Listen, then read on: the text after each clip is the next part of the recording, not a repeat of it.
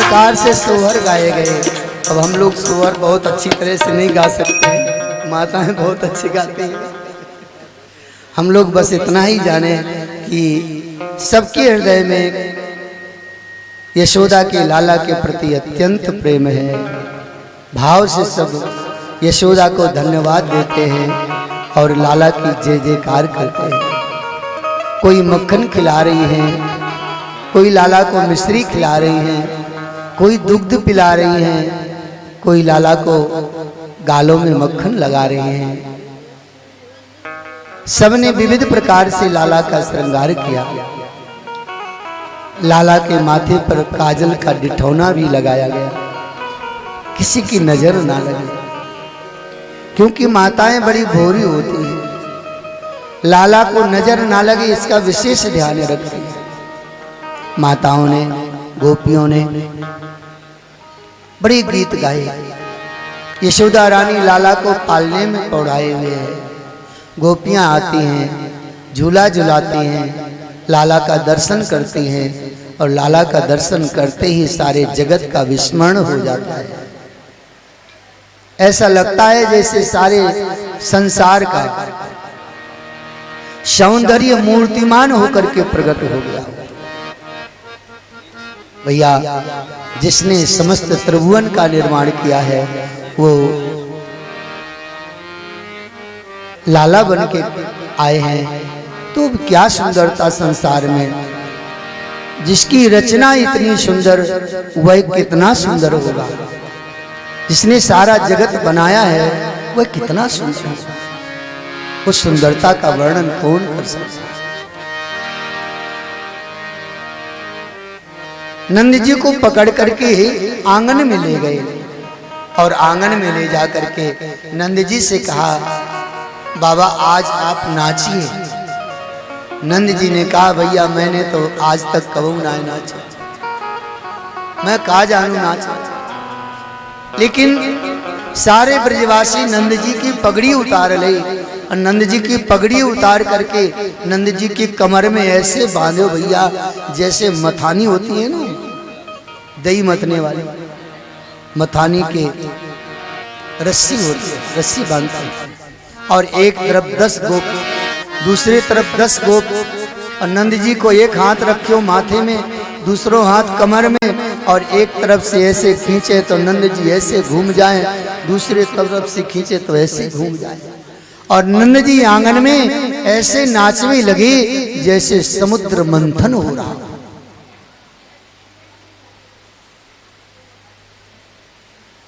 पूरे आंगन में दही दूध घृत की कीच मची हुई है और उसमें नंद जी नृत्य कर रहे हैं। उस दृश्य को देख करके देवता लोग पुष्प बरसा रहे हैं। धन्य है बाबा नंद, आज तेरे भाग्य को क्या कहा। गोपियां देख देख करके आनंदित हो रही हैं, उत्साहित हो रही हैं। यह दृश्य देखकर देवता लोग तो आकाश मार्ग से दर्शन कर लिए। अब भोले बाबा की इच्छा भई कि मैं भी दर्शन करूं। भगवान शंकर ने विचार किया, हमने परमात्मा के सभी अवतारों के प्राकट्य का दर्शन किया है, लेकिन कन्हैया का अभी तक दर्शन नहीं। भोले बाबा भी अपने कैलाश का त्याग करके अपने भेष को छिपा करके और गोकुल में आए। गोकुल में आए, देखा कि गोकुल पूरा नाच रहा है। ब्रज गोपियां नाच रही हैं, सारे गोप नृत्य कर रहे हैं। यशोदा के भवन में तो इतनी भीड़ है, मोटी मोटी गोपियां बेचारी जावे आवे, घर तक पहुंचे, फिर मन में इच्छा हो एक बार और दर्शन करें आवे, फिर लौट के आ गया। बड़ी भीड़ है। दरवाजे में भूत भवन शंकर जी खड़े रहे, सुबह से शाम हो गई, किसी ने नहीं देखा कि बाबा जी खड़े हैं।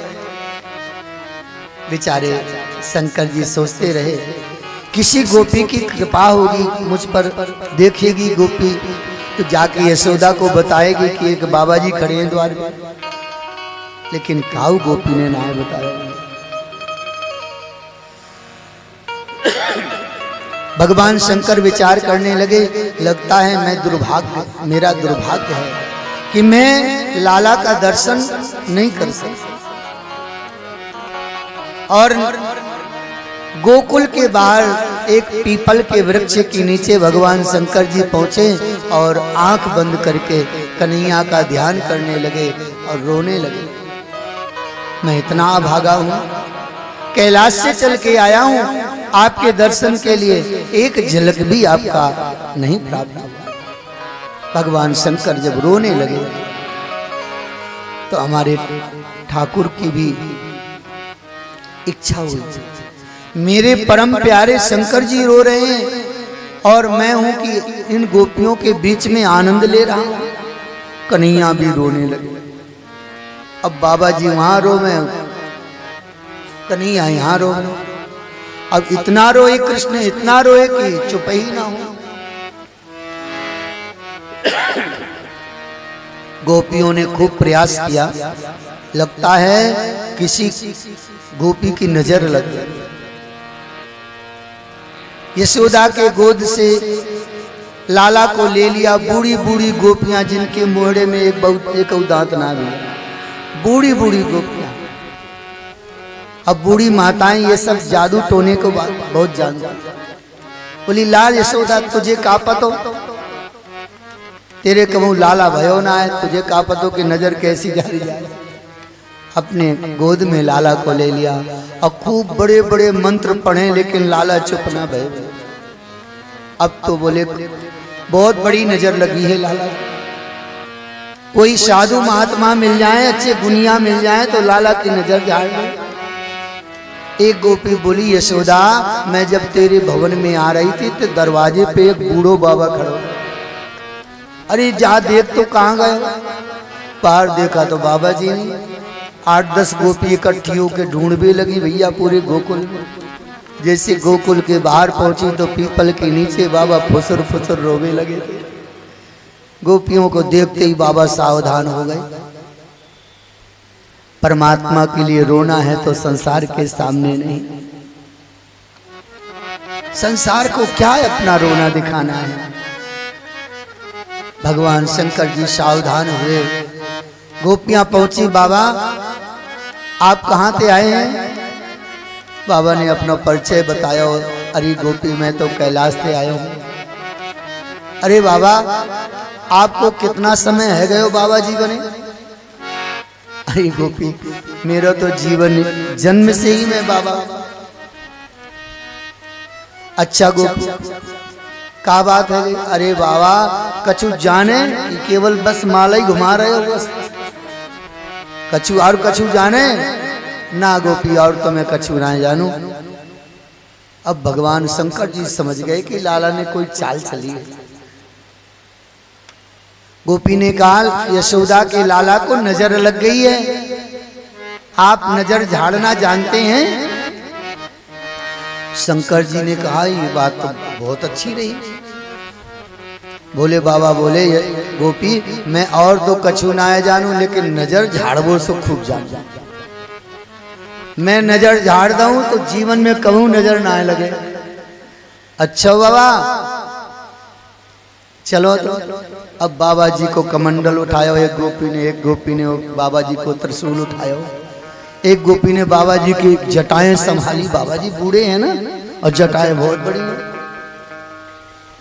बाबा जी को हाथ पकड़े और यशोदा के भवन के सामने दरवाजे पे बैठा दिए, आसन डाल के बाबा बैठो। बाबा जी बैठ गए। अब यशोदा को अंदर आंगन में लाला को गोद में लेके बैठाई दिए। अच्छा बाबा जी देखो वो बैठी है मैया यशोदा लाला को लेके, अब यहीं से झाड़ो। शंकर जी हंसने लगे। बोले गोपी मेरो इतना बड़ा मंत्र है नहीं कि मैं यहां से फूंक मारूं वहां तक पहुंच जाए, ऐसा मैं नजर ना झाड़ सकूं। तब बाबा अरे मेरे पास में आओ लेकर के लाला को। अरे बाबा तेरी बड़ी बड़ी जटाएं और ऐसा रूप देख के लाला तो डर जाएगा। शंकर जी मनी मन बोले, अरे गोपी वो सहजानन को डराने वाला, वो क्या डरेगा। अच्छा गोपी, जब तक तू मेरे पास में लाला को ना लाएगी मैं ना जा। अच्छा ठीक है, अब चुप तो कराना है लाला। पास में लेकर के देहली के उस तरफ बाबा, देहली के इस तरफ मैया, लाला को लेके बैठ गए।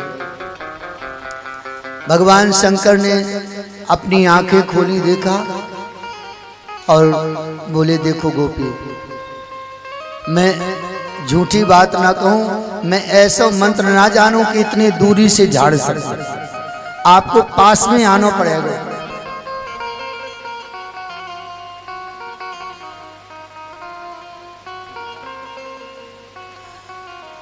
और जैसे ही यशोदा पास में आई तब बाबा ने लाला को देखा, और जैसे ही लाला को देखा बाबा ने, तब लाला को देखते ही बाबा के हृदय में लालच भर गया। लाला मेरी गोद में आ जाते, मैं जी भर के हृदय से लगा ले। शंकर भगवान बोले, यशोदा तेरे लाला को बहुत बड़ी नजर लगी है, छोटी नजर नहीं है। अगर लाला की नजर झड़वानी है तो लाला को मेरी गोद में देना पड़ेगा, तभी संभव है। यशोदा ने अपने लाला को बाबा की गोद में दे दिया। जैसे ही कृष्ण भगवान शंकर की गोद में गए, वैसे ही चुप हो गए, रोना बंद हो गया। और बाबा ने अपनी लंबी लंबी जटाएं ली, भभूत लगी हुई जटाएं, और लाला के ऊपर से घुमाना शुरू कर दिया। लाला तो चुप हो गए, बाबा की पकड़ी दाढ़ी और खेलने लगे। और भगवान शंकर ने जटाएं घुमाई लाला के ऊपर से, आंख बंद कर लिया, आंख बंद करके समाधिस्थ हो गए भोले बाबा। लाला खेलवे लगे, बाबा समाधि में चले गए। अब गोपियां देख देख के खूब रोवे कि हे भगवान, नजर लगो रहते तो अच्छा, तो बाबा की गोद में चलो गए। अब बाबा कहूं बाबा जी बनाए देवे, ये सबसे बड़ा डर है। अब तो भगवान शंकर को समाधि लग गई। अब बालकृष्ण सोचने लगे, अगर बाबा ने और थोड़ा देर तक रखा है अपनी गोद में तो मेरी मैया तो लगता है प्राण छोड़ दे। बाबा को अंतर्मुख होकर के श्याम सुंदर ने समाधि से जगाया। बाबा समाधि से बाहर आए और लाला को अपने माथे पे रखा, हृदय से लगाया, चरणों को आंखों में लगाया और कहा, यशोदा आज के बाद तेरे लाला को जीवन में कभी नजर नहीं लगे। यशोदा के गोद में दिया। लाला बार बार भगवान शंकर की ओर देखते हैं। भगवान शंकर बार बार श्याम सुंदर का चिंतन करते हुए और यशोदा को कोटि कोटि धन्यवाद देते हुए, यशोदा तू बड़ी भाग्यवान है, तेरे भाग्य जैसा तो किसी का भी भाग्य नहीं हुआ। तेरे गोद में वो परात्पर ब्रह्म अखिल ब्रह्मांड नायक पुत्र बन के आया। और बाबा फिर श्याम सुंदर बालकृष्ण का चिंतन करते हुए अपने कैलाश को चले गए। श्री सुखदेव जी महाराज जी कहते हैं कि श्रीमद् भागवत के श्री कृष्ण प्राकट्योत्सव में जो 18 श्लोक है ना, इन 18 श्लोकों को जो भाव के सहित नित्य प्रति पाठ करता है उसके घर में धन और संपत्ति सदैव भरी रही।